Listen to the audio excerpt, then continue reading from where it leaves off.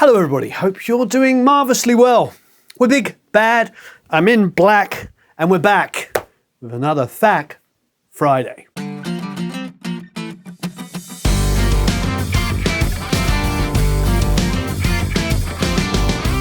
So, please hit the like button, share, go to producelikeapro.com. You can sign up for the email list. There's a whole bunch of free goodies.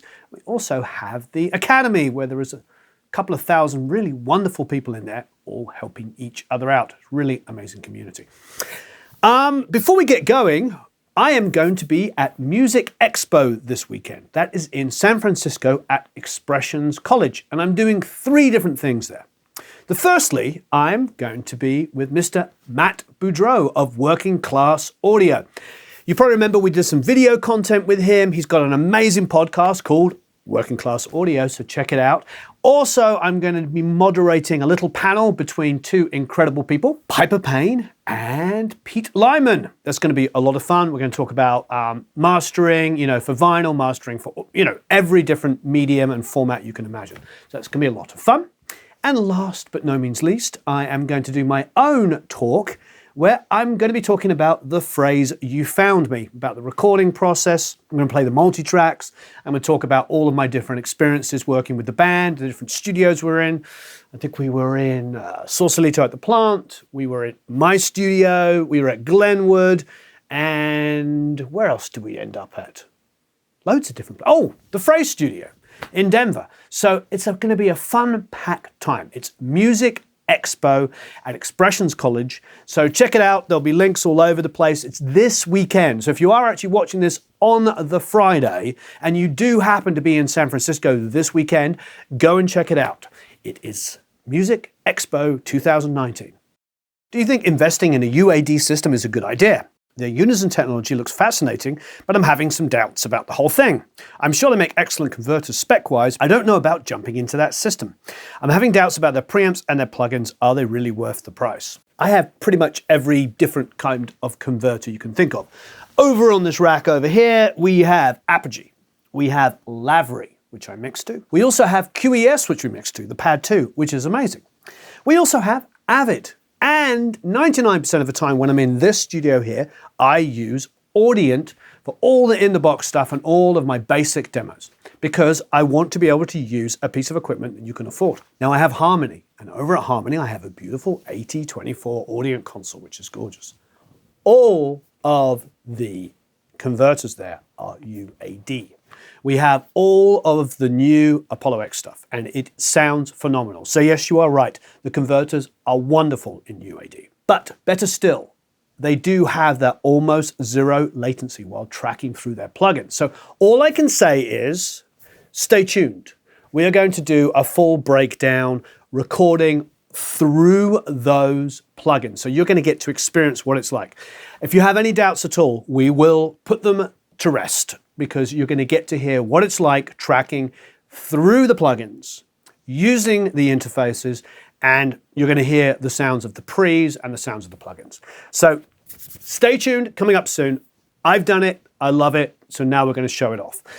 I feel really fortunate that we support a lot of companies, and we are like equal opportunity. We're looking for things that are unique about everything. We love Audient because it's affordable and the mic pre's sound wonderful. And they're a great, great company to deal with. We have an amazing relationship with them. The thing we love about the UAD stuff down there, and you'll notice Glenn from Spectral Media Group's been using it. Alex from Gear Gods has been using that studio as well. What we love about that is great sounding converters. But you're right, the plugins and the pre's are exceptional. The fact that you can in real time track for them is pretty wonderful. So it's finding what makes this equipment great and using it in the right situation. I think the question you asked here is perfect because it shows off what is unique about UAD. So stay tuned for that. How often do you find yourself placing a microphone exactly the way the owner manual says to? I don't think I've ever looked at an owner's manual mic placement. I was just trying to think how to answer that question cleverly or funnily. I don't think I've ever looked at an owner's manual's mic placement. I know that all the music school stuff, I've always seen them like with vocals, they always go like, put the vocal like 18 inches away and all this stuff. And you always see these pictures Or you see videos of people that went to music school and they've got like the mic like seemingly like in the next room. That's what it feels like, right? This far away. And like, you know, and they talk about it and like experts talk about that. I've never recorded a vocal like that. So I am not an expert. People talk about the negativity of the proximity effect. I like the warmth of a good microphone close up. I end up with putting the pop screen about that close and the singer's about here, so they're probably that far away from the microphone, which is like, 8 inches. What is that in centimeters? Like 15 centimeters, is that? Something like that? None of that has anything to do with owner's manuals. None of that has to do with any of the experts that record vocals. You're not going to find anybody that agrees with me. However, every engineer I've ever worked with that's worth his salt, it's pretty much what ends up happening. Singers get close to microphones. I kind of like the sound of the extra warmth that the proximity effect gives, especially when they're belting and they're like this, and they're up high and thin. If they're thin, I want the extra warmth. So yeah, basically, I've never looked at an owner's manual for directions. It's not saying that you shouldn't, and there's probably great advice to be had inside of all of those things. But at the end of the day, you know what I'm going to say. You've got to use your ears. If it sounds good in a certain position, then put it there.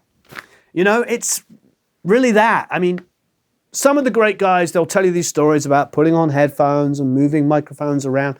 I mean, that's great if you're miking a quiet enough instrument that the headphones are louder. But if you've got a 412 cab and the guy is playing death metal, you can move your 57 as much as you like, and you can have the best headphones in the world, but it's going to be so freaking loud, you're not really going to hear the differences because the low end is going to be hitting you so hard between moving it a half an inch here and there. So I'll put the mic in there, I'll go into the control room, I'll have a listen, I'll move the mic, I'll go back in and have a listen. If I want, I'll record lots of different positions and then choose the position I want and do it. The point is like, all I'm doing by talking about that is saying, just listen. You know, put the microphone up where you think it should be, have a listen, move it to taste. And, you know, you can watch my videos talking about great miking places, you know, with acoustic guitars, we mic the bottom of the body, and I see everybody now does that. God bless them. I learned that from a BBC engineer, you know, a bazillion years ago. And yeah, there's great techniques. Try it out. If you want to look at the owner's manual and it has good advice, try it. But I can't really think of a time I've looked at the owner's manual. Oh, I think, you know why? You know why I've never looked at an owner's manual? Because I didn't buy new things until I could afford them. Does that make sense? So I would buy like old used microphones, and I'm sure as heck didn't even come with a case or a cover or anything. By the time I could afford to buy brand new microphones, I knew how to use them. So there you go, there's my answer. Couldn't afford to buy a brand new microphone, so I've never seen an owner's manual. And by the time I could afford to buy a brand new microphone, I knew where I wanted to put it. So. But if you can afford to buy a brand new microphone, I mean, they're cheaper these days. $300 microphones sound amazing. And the owner's manual gives some advice. Try it. I would say try it. So this question is just to add to a little bit of a conversation we had a week or two ago. Am I overthinking that going to a higher sample rate will be better? Should I go back to 48K as maybe it's all you really need? I said we do a lot of stuff at 48K because in the academy, we want people to be able to download multi-tracks no matter whether they have the cheapest interface, whether they don't even have an interface and they just have their laptop or something. We want everybody to be able to get and use multi-tracks because they might not have the latest gear. They might have something from 15 years ago that only went to 48K. So that's the reason why we do it. Nice equal playing field for everybody. But I did recommend that people record at higher sample rates to future-proof. And then a lot of people, and I get what they were saying, there was a lot of comments, and it's totally understandable, saying, well, everything's going to end up at 44.1 and, you know, and 16-bit most of the time. And then lots of people saying, well, you know, we can't hear that extra difference. You know, you can get into a whole long conversations about that. And I understand all the points of view. The reason why I said future-proof was because film and TV are asking for this to be at a much, much higher sample rate. And before you know it, everything will be 192. So when I say future-proof, I mean recording something, if you can, at the highest rate that you can, knowing that if somebody likes your song and they want to put it in a TV show, you've recorded it at the sample rate and the bit rate that they want it to be at. So that's what I mean by future-proofing. So I get it. There's loads of arguments for can you hear the difference and all that kind of stuff, and people can fight and argue about that. But the business reason for doing it, the smart business reason for doing it, is to make sure that you'll always be competitive and your music can always be used in every different format. Because as many of you know, lots of people that you've never heard of make amazing livings by getting music in film and TV. So do not preclude yourself from that by recording at, 8-bit. All right, hopefully that clears up the question. Now that you mentioned self-producing, would you recommend to do it or find an external producer? I actually answered this one, this was a week or two ago. I answered this one. I can't remember the verbatim answer I gave, but I want to bring it up again because it's a great, great question. If I had the budget, and more importantly, or just as importantly, the time to make a record that I wanted to make, I would work with a handful of producers. I mean, John Leckie is a huge, huge favorite of mine. Jack Douglas would be an amazing guy to make a record with. And of course, Michael Beinhorn. Michael Beinhorn would probably be my personal favorite. I think he and I would get stuck in there and it would be absolutely amazing. I think Michael is one of the greatest producers that ever lived. Every album he did with the band was their biggest and most successful and best sounding record.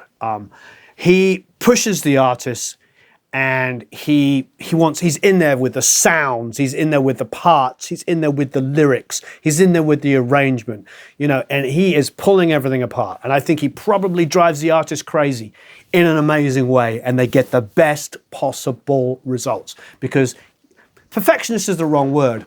He is a creative nut. So I would want Michael to make my solo record. However, I don't have the budget or the time to be able to do that. So, like many of you, I will self-produce myself. But it is difficult because I will overthink it. And where maybe if you were tracking guitar, I would listen to you, or you were tracking drums, or you're tracking keys, I would listen to what you're playing. And if you were behind or in front, I might think, wow, that's really good groove. I love that person's feel. For me, it's hard to be objective. So I go, I'm out of time. But maybe it feels good, but I'm like, I don't know, feels like I'm a little on top. But if Tim Pierce is slightly on top, it sure as heck feels great. It feels like he's pushing the music. There's some urgency there. So, it's important. It's important to be able to pull yourself away. And unfortunately, the only way to do that is to record and then leave it and come back to it with fresh ears. Because in the moment, I can't really judge. So my long, how many times can I say long answer is preferably with time and budget, you get the best of the best. You get the Michael Beinhorns, you get the John Leckies, you get the Jack Douglases, you get the great, great producers to produce your album. But the reality is I'll probably always end up doing it myself and just trying not to be overly critical and allow myself the ability to stand back and listen to it as a whole. And the only way I know how to do that is to work quickly, not overdo it and over perfect everything I do, and also give myself time away, go and work on a different song and come back to the other song at a later time, even if it's an hour or two, so I have fresh ears and fresh perspective. How would you mix a large choir with many mics and deal with the time alignment of the mics? The mic in the middle is picking up a little of what the mic on the end is picking up, but not in time and in phase, and so on and so forth.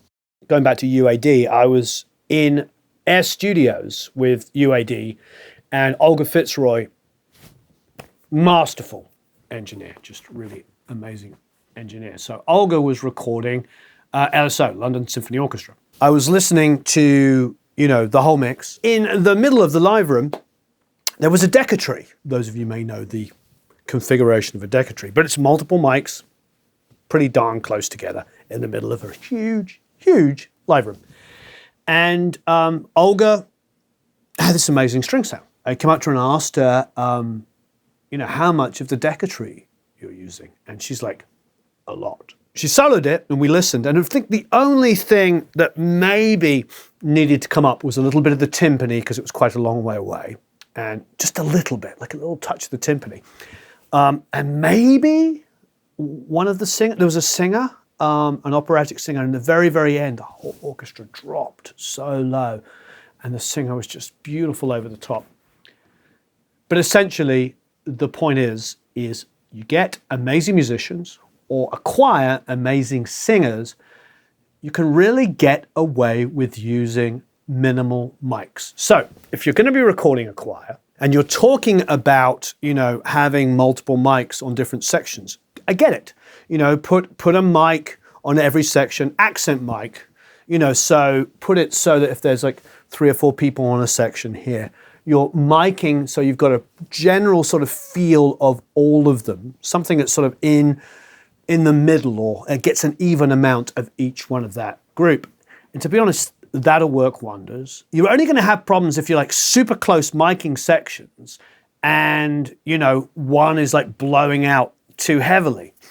The bottom line is if they are a good choir, they will all sing to each other. They'll all be listening to each other. They'll sing at a volume that complements all of the parts. And if they have a really good choir master, a really amazing arranger, conductor working with them, they will get an incredible performance. That's the bottom line. A really amazing performance is easy to capture. And the way to do that is to put it where the conductor is. So get yourself like a bloom line. Stick a bloom line like this, in figure of 8, set like this, in front of the choir. That, in a good sounding room, will be 90% of your sound. Just like Olga was using the Decatree in the middle of Air Studios and blending in tiny little amounts just to bring some extra volume, you should be able to get the same results. Now, I'm not saying don't accent mic. Of course, accent mic sections, do it. If you have a soloist, give them a microphone.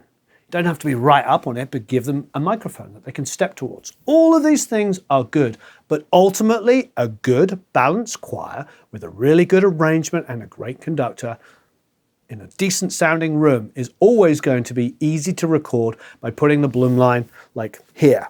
Like if the conductor's here, put it here, face down, capture the performance.